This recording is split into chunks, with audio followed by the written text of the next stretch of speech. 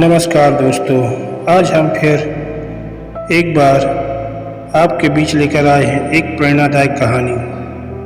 अगर स्टोरी आपको अच्छी लगे तो हमें कमेंट करके ज़रूर बताइएगा। तो चलिए शुरू करते हैं। उस वक्त की बात है जब गौतम बुद्ध इस धरती पर अवतरित थे। एक दिन गौतम बुद्ध धर्म के प्रचार के लिए वैशाली नगरी में जा रहे थे।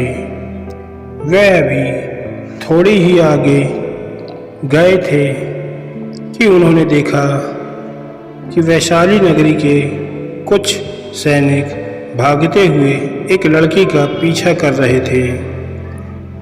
वह लड़की बहुत ही डरी हुई थी। वो एक कुएं के पास जाकर खड़ी हो गई और हाँफने लगी। उसे प्यास लगी थी तो उसे पानी पीना था। भगवान बुद्ध ये सब देख रहे थे।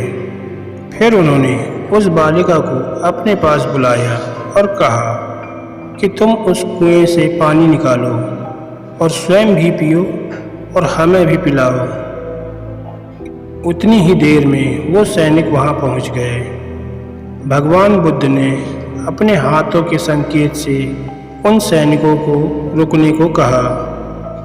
फिर उस बालिका ने गौतम बुद्ध को कहा कि महाराज, मैं तो अछूत हूँ। मैं इस कुएं से पानी निकालूंगी तो जल दूषित हो जाएगा। मैं आपको कैसे पानी पिला सकती हूँ? भगवान बुद्ध ने उसे फिर से कहा, पुत्री, मुझे बहुत जोर की प्यास लगी है। पहले तुम मुझे पानी पिलाओ। उसी वक्त वहाँ पर वैशाली के राजा पहुँच गए।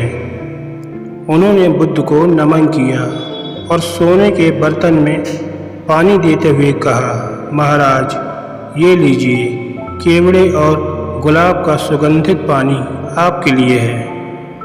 लेकिन बुद्ध ने उस पानी को लेने से इनकार कर दिया और कहा कि हम इस बालिका से पानी पिएंगे।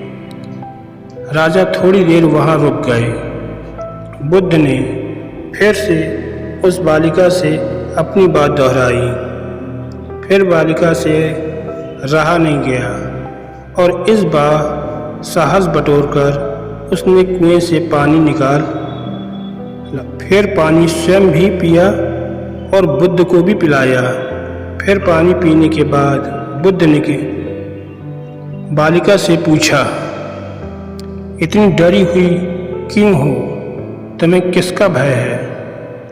फिर बालिका ने पूरी बात बताई कि मुझे राजा के दरबार में गाने का अवसर मिला था। मैंने गीत गाते हुए नृत्य किया। सभाजनों ने खूब पसंद लिया। महाराज को भी बहुत अच्छा लगा। फिर उन्होंने अपनी माला मुझे भेंट की। लेकिन महाराज को किसी ने बताया कि मैं एक अछूत हूँ। फिर महाराज ने उस कन्या से पूछा कि क्या तुम एक अछूत कन्या हो? फिर मैंने बताया कि हाँ, मैं एक अछूत कन्या हूँ। राजा ने यह सुनते ही अपने सैनिकों को आदेश दिया कि इस कन्या को कैद खाने में डाल दो। मैं किसी तरह वहाँ से बचकर यहाँ तक पहुँची थी तो आप मुझे मिल गए।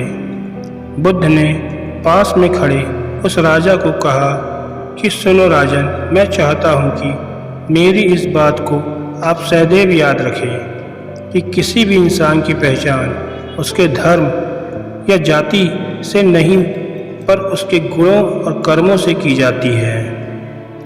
जिस बालिका के मधुर कंठ से निकले गीत और नृत्य का आप सबने आनंद उठाया, उसे पुरस्कार दिया। जिनके कार्य इतने अच्छे हैं वे अछूत हो ही नहीं सकते और आप उसे अछूत कह रहे हैं। सारी प्रजा का पिता होकर ऊंच नीच का भेदभाव रखते हो। सुनो राजन, यहाँ पर नीची सोच और छोटे कार्य करके अछूत होने का परिचय तो आपने दिया है। इसीलिए मेरी नज़रों में वह कन्या नहीं बल्कि आप अछूत हो। वैशाली नरेश को अपने इस कार्य से घृणा होने लगी और बहुत पछतावा हुआ। फिर वह बुद्ध के चरणों में गिर पड़े और क्षमा मांगने लगे और कहा कि आपकी इस बात को मैं सदैव याद रखूँगा। फिर वहाँ से चले गए।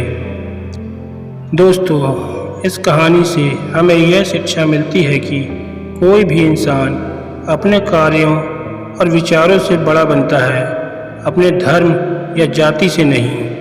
ऐसे छोटे विचार रखकर खुद को अछूत ना बनाएं, बल्कि ऊंच नीच का भेदभाव भूलकर एक अच्छे मानवता का परिचय दें। धन्यवाद दोस्तों।